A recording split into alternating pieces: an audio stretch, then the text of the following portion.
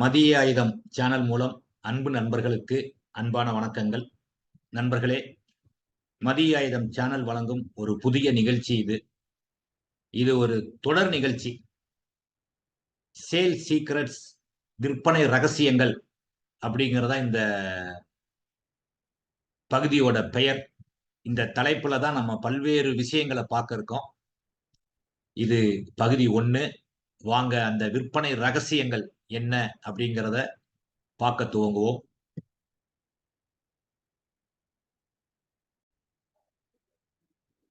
மதிய ஆயுதம் வழங்கும் சேல்ஸ் சீக்ரெட்ஸ், விற்பனை ரகசியங்கள் பகுதி 1. இந்த பகுதிய ஒரு கேள்வியோட துவங்குறேன். What is your big goals in life? இந்த கேள்விக்கு உங்களது பதில் என்னவா இருக்கும் அப்படிங்கிறத நீங்க முடிவு பண்ணுங்க. நான் யாரோட கோல பிக் கோலா பார்க்கிறேன் அப்படின்னு நான் உங்களுக்கு இப்ப சொல்றேன். பிக் கோல்னா என்ன அப்படிங்கிறது உங்களுக்கு புரிஞ்சிரும். இத நான் சொன்னேன்னா. யார யாருடைய கனவு வந்து ஒரு பிக் கோல் அப்படின்னு நான் எடுத்துக்கிறேன் அப்படின்னா, இவருடைய கனவ தாங்க. இவருடைய கனவ தான் நான் வந்து ஒரு பிக் கோலுக்கு உதாரணமா எடுத்துக்கிறேன். இவரு யாருன்னு உங்களுக்கெல்லாம் தெரிஞ்சிருக்கும்.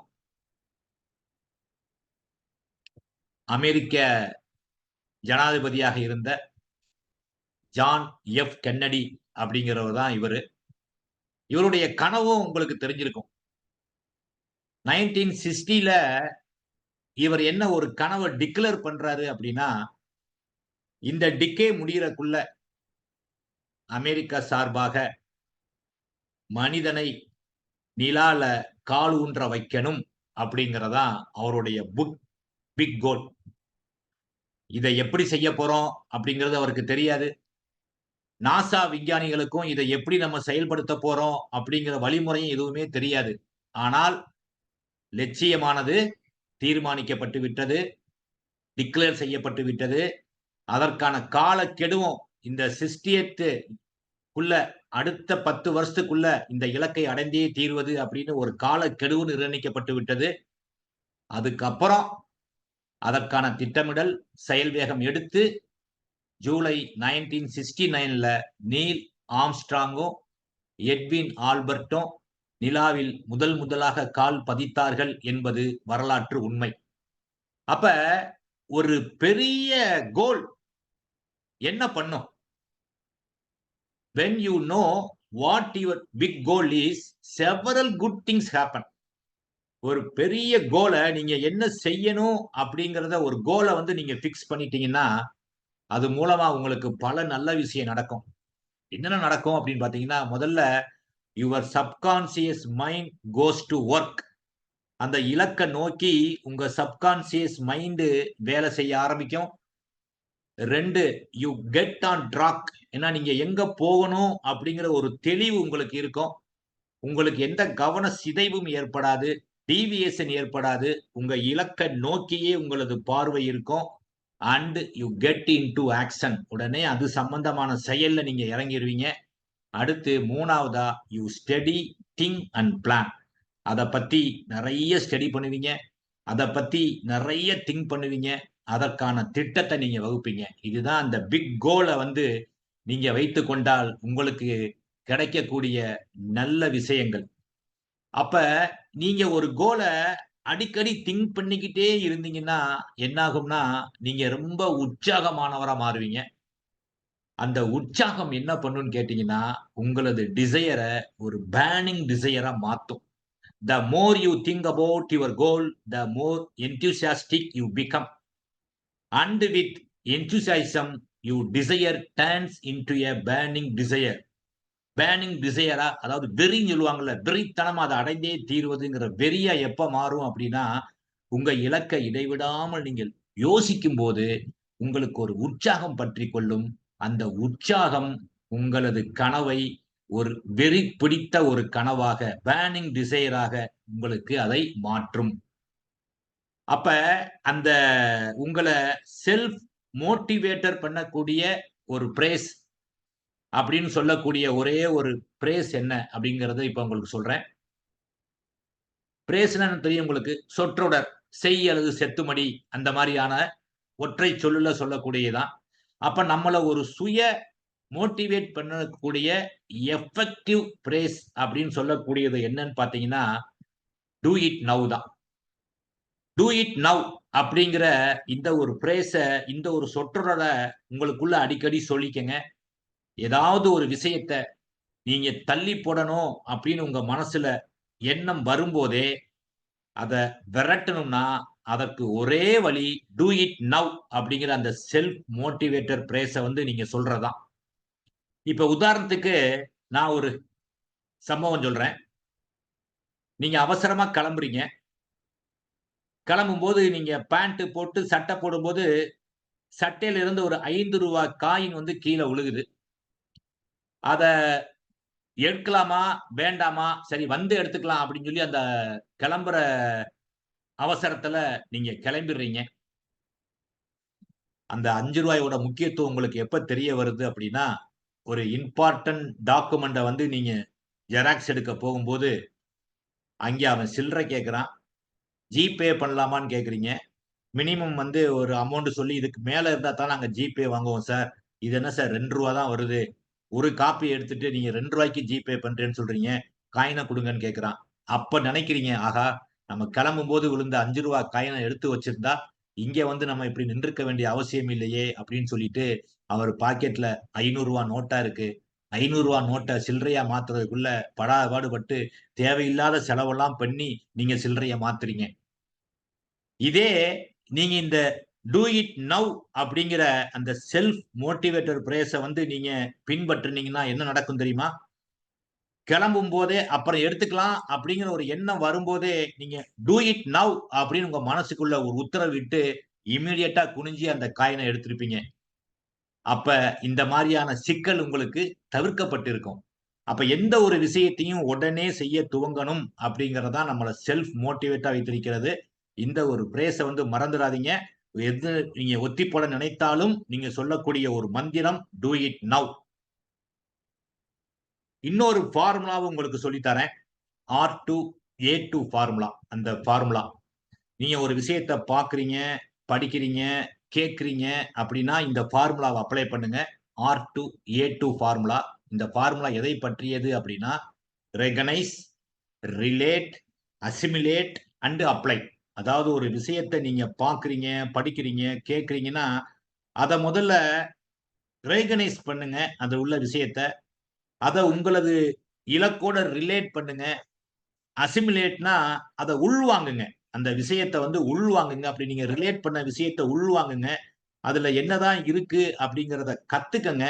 கத்துக்கொண்டு அதை பின்பற்றுங்க. அப்ளை. அப்ளைனா என்ன? ஆக்ஷன். ஆக்ஷன் பண்ணுங்க. இதுதான் R2A2 ஃபார்முலா.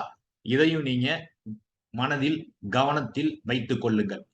இதற்கெல்லாம் முக்கியமா நமக்கு அடிப்படையா தேவைப்படுவது என்ன தெரியுமா? PMA தாங்க. இந்த PMA தான் பேசிக். நம்ம எந்த செயலையும் செய்வதற்கு இந்த PMA என்பது அவசியம். அப்பதான் உங்களால அந்த பிக் கோல எடுக்க முடியும். உங்க டிசையர பேர்னிங் டிசையரா மாத்த முடியும். அது விஷயமா உங்களுக்கு எந்த விஷயம் கிடைச்சாலும், அத உடனே செய்வதற்கு அந்த டூ இட் நவ் அப்படிங்கிற ஒரு மந்திரத்த உபயோகப்படுத்த முடியும். இதெல்லாம் இது உங்க மனசுல இருந்தால் மட்டும் தான் செயல்படுத்த முடியும். அதான் PMA. அது என்ன PMA அப்படின்னு பார்த்தீங்கன்னா, positive mental attitude. Positive mental attitude நம்மளால் எதுவும் முடியும் அப்படிங்கிற ஒரு நேர்மறை சிந்தனை இருந்தால் மட்டும்தான் இதெல்லாம் செய்ய முடியும்.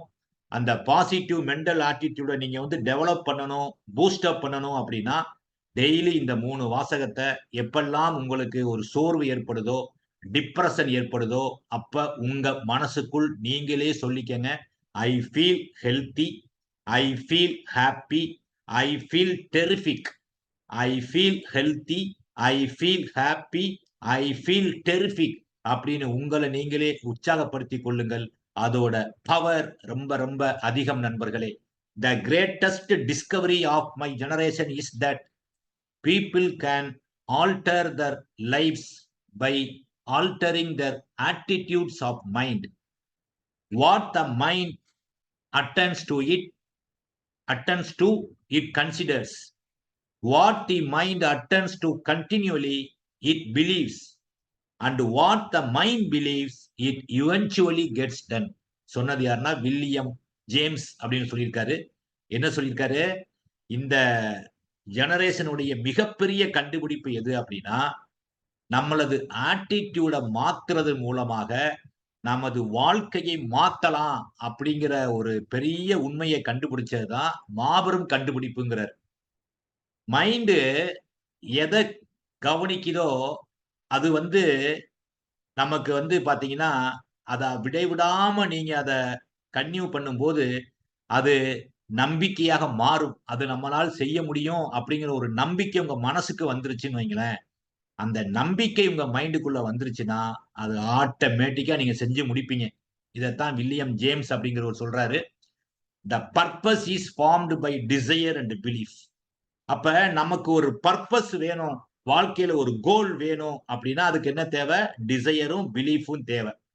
அப்ப பர்ப்பஸ் தான் நம்ம வாழ்க்கையே புரட்டி போடும் நண்பர்களே.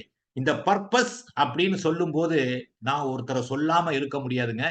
அவர பத்தி நம்ம கேட்டோம் அப்படின்னா, இந்த பர்ப்பஸ் என்பது நம்ம வாழ்க்கையில எவ்வளவு பெரிய மாற்றத்தை உருவாக்கும் என்பது நமக்கு புரிய வரும். இவர் தாங்க. இவர பத்தி நீங்க கேள்விப்பட்டிருப்பீங்க, படிச்சிருப்பீங்க சில பேரு. இவர் பேரு என்ன அப்படிங்கிறத நான் சொல்றேன். அவர் போட்டிருக்கிற பனியன்ல என்ன எழுதியிருக்கு பாருங்க. மரத்தான் ஆஃப் ஹோப். நம்பிக்கையின் ஓட்டம். நம்பிக்கைக்கான ஓட்டம். இவர் பேரு என்ன அப்படின்னு பாத்தீங்கன்னா,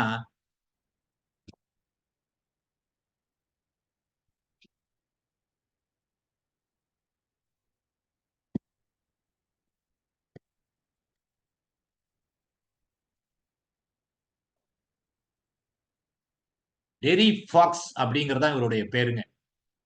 டெரி ஃபாக்ஸ் அப்படிங்கிறது தான் இவரு பேரு. இவர் வந்து கனடா நாட்ட சேர்ந்தவரு.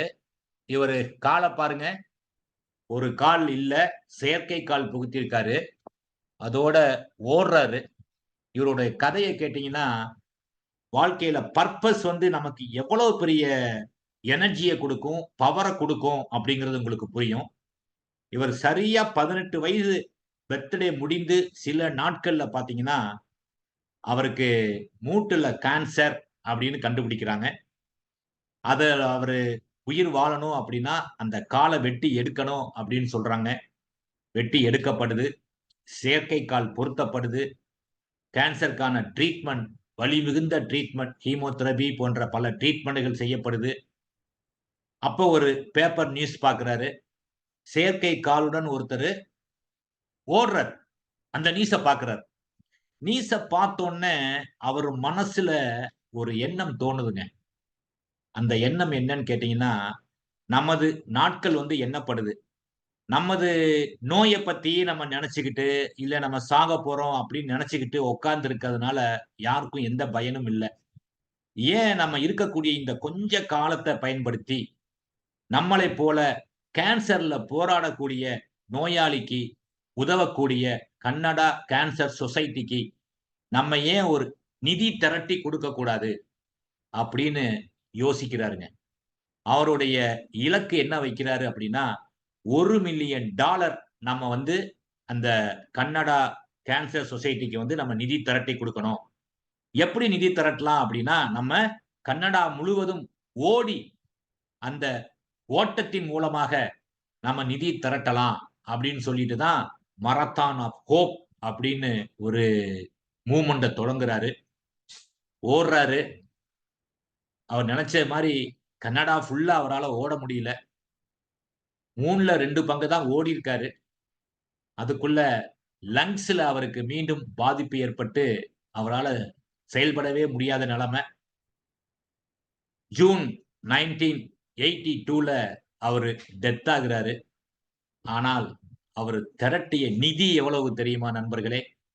$1,000,000 திரட்ட வேண்டும் என்ற இலக்குடன் ஓட்டத்தை துவங்கிய அந்த கேன்சர் கால் இழந்த டெரி பெரக்ஸ் திரட்டிய நிதி $24,000,000. அவருடைய தத்துவங்கள் இன்னைக்கும் பலருக்கு புத்துணர்வ, புத்தெழுச்சிய கொடுக்கக்கூடியதா இருக்கு. அவரு அந்த சமயத்துல அவருடைய வாழ்க்கையுடைய அந்த எஞ்சி உள்ள காலகட்டத்துல ஒரு பெரிய லட்சியத்த எடுத்தாரு பாருங்க. ஒரு பர்பஸ சூஸ் பண்ணாரு பாருங்க. அந்த பர்பஸ பத்தி தாங்க இங்க நான் உங்களுக்கு சொல்ல வரேன். அந்த பர்பஸ் ஏன்னா ஒவ்வொருத்தங்களும் ஒரு பர்பஸுக்காக படைக்கப்பட்டிருக்கோம். அவருடைய இம்பார்ட்டன்ஸ் கோட்ஸ் சில இது சொல்றேன் பாருங்க. Terry Fox quote I want to set an example that will never be forgotten. மறக்கவே முடியாத ஒரு உதாரணத்தை படைக்க விரும்புறேன் அப்படிங்கிறாரு. I am going to do my very best to make it. I am not going to give up. என்னுடைய best நான் கொடுக்க போறேன். அதை நான் வந்து எக்காரண கொண்டும் கைவிட மாட்டேன் அப்படின்னு சொல்றாரு. I know that you can do the impossible. செய்ய முடியாத விஷயத்தை கூட நீங்கள் செய்ய முடியும் என்பது எனக்கு தெரியும் அப்படிங்கிற ஒரு கோட்டு ஃபேமஸ் கோட்டுங்க. அதே மாதிரி இன்னொரு ஃபேமஸ் கோட் பாத்தீங்கன்னா, dreams R Medu possible if you try. உங்க கனவு நனவாகணும்னா நடக்கணும்னா அதற்கு ஒரே வழி முயற்சிப்பதுதான். இன்னொன்னு சொல்றாரு பாருங்க அருமையா. It took cancer to realise that being self centred is not the way to live. The answer is to try and help others. சுயநலமா வாழ்க்கைய வாழக்கூடாது. பொதுநலமா மத்தவங்களுக்கு உதவுறபடிதான் நம் வாழ்க்கை அமையணும் அப்படிங்கிறதுக்கு எனக்கு எது ஒரு காரணமா இருந்ததுன்னா, கேன்சர் நோய் தான் அப்படிங்கிறாரு. அப்ப கேன்சர் நோய் வந்தது கூட எனக்கு நல்லது அப்படிங்கிற மாரி சொல்றாரு. அடுத்து it is one thing to run across Kannada. But now people are really going to know what cancer is. நான் செஞ்ச ஒரே வேலை என்ன? கன்னடா முழுவதும் ஓடுனதுதான். ஆனா அது மூலமா கேன்சர்னா என்ன? எவ்வளவு கொடுமையானது என்பத எல்லாரும் தெரிஞ்சுக்கிட்டாங்க அப்படின்னு சொல்றாரு. இந்த டெர்ரி ஃபாக்ஸோட கோட்டு அவருடைய வாழ்க்கைய படிக்கும்போது நண்பர்களே, உண்மையிலே நம்ம வாழ்க்கையோட பர்ப்பஸ் என்ன? நம்ம எத்தன பேருக்கு உதவி இருக்கோம்? அப்படின்னு ஒரு நிமிஷம் திங்க் பண்ணி பாருங்க. ஒரு நிமிஷம் திங்க் பண்ணி பாருங்களேன். இப்ப இந்த இடத்துல வந்து நீங்க your being here does mean something. What you do as an agent can and does make a difference. நீங்க இங்க இருக்கிறது ஏதோ ஒரு காரணத்துக்காக தான் இங்க இருக்கீங்க. இந்த பூமிக்கு ஆண்டவனால் அனுப்பப்பட்டிருக்கீங்க. அப்ப ஆஸ் எ ஏஜென்டா நீங்க என்ன வித்தியாசமா செஞ்சிருக்கீங்க அப்படின்னு கொஞ்சம் திங்க் பண்ணி பாருங்க. இப்ப இந்த இடத்துல உங்களுக்கு ஒரு ஸ்டோரி சொல்றேன். ஒரு ஃபேமிலி அப்பா, அம்மா 2 குழந்தைன்னு வச்சுக்கோங்க. மூத்த குழந்தைக்கு 2 பேரும் பையனே வச்சுக்கோங்க. 6 வயசு பையன். இன்னொரு பையனுக்கு 3 வயசு. 3 வயசு பையனுக்கு வந்து திடீர்னு உடம்பு சரியில்லாம போகுது. உடம்பு சரியில்லாம போகும்போது எல்லாருடைய குடும்பத்துல பாத்தீங்கன்னா ஒரு பதட்டம் நிலவுது. ரொம்ப கிரிட்டிக்கலா இருக்கான் பையன். அ என்ன பிரச்சனைன்னு நமக்கு தெரியல. திடீர்னு நல்லா இருந்த பையன் திடீர்னு இப்படி ஆயிட்டான். எல்லாம் ஒரு பதட்டமா இருக்காங்க. டாக்டருக்கு சொல்லி விட்டாச்சு. டாக்டர் வர்றதுக்குள்ள எல்லாரோட மூஞ்சிலயும் பாத்தீங்கன்னா பயங்கர கவலை, பயங்கர சோகம். அடுத்து என்ன பண்றதுன்னே தெரியல. கொஞ்ச நேரத்துல டாக்டர் வாராரு. டாக்டர் வந்து அந்த பையன பரிசோதனை பண்ணி பாக்குறாரு. பரிசோதனை பண்ணி பாத்துட்டு ஒரு வார்த்தை சொல்றாரு. நீங்க பயப்படுற மாரி ஒண்ணும் இல்ல. இது சாதாரண காய்ச்சல் தான். இந்த வார்த்தையை கேட்ட அடுத்த வினாடி, அடுத்த செகண்ட் இதுவரைக்கும் யார் யார் மூஞ்சிலாம் அப்படியே இருண்டடைஞ்சு கிடந்ததோ, அந்த மூஞ்சி எல்லாம் பிரகாசமாச்சு அப்படின்னு சொல்றாங்க. எல்லாருடைய மூஞ்சிலும் ஒரு பிரகாசம் தெரிஞ்சது. அத அந்த 6 வயசு பையன் அப்சர்வ் பண்றான். ஆஹா! நான் பெரியவனாயி, நானும் இந்த போல டாக்டர் ஆயி, பலருடைய முகத்தில் பிரகாசத்த கொண்டு வருவேன் அப்படின்னு சொல்லி அவன் முடிவு பண்ணி, அவன் வளர்ந்து டாக்டர் ஆனான் அப்படிங்கிறது தான் கதையல்ல உண்மை. உண்மை கதை. அதுபோல ஒரு பர்ப்பஸ் மத்தவங்களுடைய முகத்தை பிரகாசிக்க வைக்கணும் அப்படின்னு ஒரு கோல கூட நம்ம வச்சுக்கலாம். ஏன்னா நம்ம பண்ணக்கூடிய தொழிலும் அந்த மாரி தான். அதுக்கு ஒரு பிரேஸ் நான் உங்களுக்கு சொல்றேன். நோட் பண்ணி வச்சுக்கங்க. இத நீங்க அடிக்கடி எடுத்து பாருங்க. உங்களது கோல் என்ன அப்படி அந்த பிரேஸ் இதாங்க. Putting light in other people's faces. மத்தவங்களுடைய முகத்தில் ஒரு பிரகாசத்தை உருவாக்குவதுதான் எனது வாழ்வின் லட்சியம் அப்படின்னு வச்சு பாருங்களேன். எப்பேற்பட்ட தொழில் நம்ம தொழில் பாருங்க. அதான் அந்த தொழிலுடைய அடிப்படை அதானே. இப்ப ஒண்ணும் இல்ல. அ வருமானம் ஈட்டக்கூடிய ஒரு குடும்ப தலைவனை இழந்து தவிக்கக்கூடிய ஒரு மனைவிட்ட போய் அந்த கவலையை படுறாங்க. நம்ம இனிமே குழந்தைய எப்படி வளர்ப்பேன்? ஏகப்பட்ட கடன் இருக்கே. இதெல்லாம் எப்படி அடைப்பேன்? அப்படின்னு கவலைப்படும்போது, கவலைப்படாதீங்க. உங்க கணவர் இன்சூரன்ஸ் எடுத்திருக்காரு. இவ்வளவு லட்சம் பணம் வரும் அப்படிங்கிற ஒரு வார்த்தைய கேட்ட உடனே, கண்டிப்பா அந்த மனைவியோட முகத்தில் ஒரு நம்பிக்கை ஒளி, நம்பிக்கை பிரகாசம் தெரியும் நண்பர்களே. இத நான் அனுபவபூர்வமா பார்த்தேங்க. ஒரு சின்ன ஒரு நிகழ்ச்சி மூலமா இத நானு அனுபவபூர்வமா நான் பார்த்தேன். எப்ப பார்த்தேன் அப்படின்னு பார்த்தீங்கன்னா, என்னுடைய முகவர் ஒருத்தர் வந்து எதிர்பாரா விதமா இறந்துட்டார். ஏஜ் பார்த்தீங்கன்னா, அவருக்கு 66. இறந்த உடனே அவருடைய அ டெத் வீட்டுக்கு நான் போயிருந்தேன். அடுத்த நாள் தான் எனக்கு வந்து தெரிய வந்தது. அடுத்த நாள் நான் போறேன். அவரு பையன பார்க்கிறேன். பையன் ரொம்ப சோகமா இருந்தான். எதிர்பாரா விதமா அப்பாக்கு இப்படி ஆயிருச்சு. நல்லா தான் இருந்தாரு. சடனா கொலாப்ஸ் ஆயிட்டாரு அப்படின்னு சொல்லி. அப்புறம் என்ன கடன் வச்சுட்டு போயிட்டாரு. அப்பா நெறைய கடன் இருக்கு. என்ன பண்றதுன்னு தெரியல அப்படின்னு சொல்லும்போது, கவலைப்படாதப்பா. எல்ஐசி ஏஜென்ட்டா இருக்கிறவங்களுக்கு குரூப் இன்சூரன்ஸ் இருக்கு. அதுவும் உங்க அப்பா 10 வருஷத்துக்கு மேல ஏஜென்ட்டா இருந்திருக்காரு. 69 வயசு வரைக்குமே அந்த குரூப் இன்சூரன்ஸ் கவர் இருக்கு. அதற்கான பிரீமியத்தையும் உங்க அப்பா கட்டியிருக்காரு. அதனால உங்க குடும்பத்துக்கு ஒரு ரூ. 12,00,000 குரூப் இன்சூரன்ஸ் மூலமாக வரும் அப்படின்னு சொன்ன உடனே, அந்த பையன் மூஞ்சில ஒரு பிரகாசத்த பார்த்தேன் நண்பர்களே. என்ன பண்றது அப்படின்னு அப்பா இறப்பு ஒரு பக்கம். அடுத்து அப்பா இறப்புக்கு பிறகு இருக்கக்கூடிய கடன் சுமை. இத யாரு எப்படி என்ன பண்றது? அப்படிங்கிற ஒரு பயம், ஒரு குழப்பம் நிறைந்த ஒரு மனநிலை. அகத்தின் அழகு முகத்தில் தெரியும்னு சொல்லுவாங்க இல்லையா? அப்ப அப்படி ஒரு இருள் கப்பிய அந்த முகம், இந்த குரூப் இன்சூரன்ஸ் மூலமா ஒரு 12,00,000 வரும்னு சொன்னோனே, அவன அறியாம ஒரு பிரகாசம் ஒரு செகண்ட் நான் பார்த்தேன். அதத்தான் இந்த கதையோட நான் வந்து ரிலேட் பண்ணி பார்க்கிறேன். இது உண்மை. அப்பேற்பட்ட லட்சியத்த நம்ம வச்சுக்கிட்டு, நம்ம அத வந்து விளையாட்டுத்தனமா, ஏதோ நம்ம கமிஷன் வாங்குறதுக்காக இந்த வேலைய பார்க்கிறோம்ங்கிற மென்டாலிட்டிய வந்து நீங்க தயவு செய்து விட்டுறணும் அப்படிங்கிறது தான், இதன் மூலமாக நான் உங்களுக்கு விடக்கூடிய கோரிக்கை. இந்த சொற்றொடர மறந்துறாதீங்க. Putting light in other people's faces. Never underestimate the power of purpose. This producer 6 major benefit. நீங்க ஒரு பர்ப்பஸ், ஒரு கோல், ஒரு நோக்கம் உங்களது வாழ்க்கைக்கு, உங்களது தொழிலுக்கு நீங்க குடுக்கறதுனால உங்களுக்கு கிடைக்கக்கூடிய 6 மேஜர் பெனிஃபிட் என்ன அப்படின்னு பார்த்தீங்கன்னா, first honesty and concentration. Budget your time. நீங்க டயத்த அன்னெசரி திங்ஸ்ல எல்லாம் நீங்க செயல்படுத்தாம கரெக்ட்டா அந்த பர்ப்பஸ நோக்கி நீங்க செய்வீங்க. உங்க டயத்த நீங்க மேனேஜ் பண்ணுவீங்க. ஆல்டர் இன் ரெகனைசிங் சேல்ஸ் ஆப்பர்ச்சுனிட்டி. ஈஸியா நீங்க சேல்ஸ் ஆப்பர்ச்சுனிட்டி எங்கடா கிடைக்கும் அப்படின்னு நீங்க ஒரு கவனத்தோட இருப்பீங்க. Inspires confidence. உங்களுக்கு ஒரு நம்பிக்கை இருக்கும். அடுத்து ஃபைட் இருக்கும். எப்படியும் நம்மளால அந்த லட்சியத்தை அடைய முடியும். நம்ம பர்ப்பஸ், நம்ம நோக்கம் மத்தவங்களுக்கானது, நமக்கானது இல்ல. மத்தவங்களுக்காக ஒரு நோக்கத்தோடு செயல்படும்போது, கண்டிப்பா இந்த பிரபஞ்சம் அதை நிறைவேற்றி குடுக்கும் அப்படிங்கிற ஒரு விசுவாசம், ஒரு ஃபைட் உங்களுக்கு கண்டிப்பாக ஏற்படும் உங்க மனசுல. அடுத்து உங்கள்ட்ட அந்த பேர்னிங் டிசையர அத அப்படியே சோர்ந்து போகாம மெயின்டெயின் பண்றதுக்கு இந்த பர்ப்பஸ் ஆனது உங்களுக்கு உதவி செய்யும். Success is always achieved by the minority. It is achieved by those who form the habit of doing those things the mediocre either cannot or will not do. Success வந்து பாத்தீங்கன்னா minority பீப்புள்னால தான் achieve பண்ணப்படுது.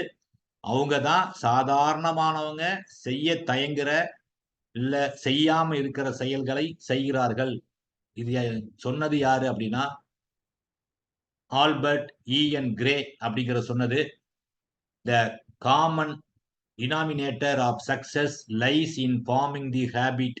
அப்ப நம்மளுடைய பழக்கம் என்பது மிக மிக முக்கியமானது. Self discipline is a magical key for engineering success in selling and in living.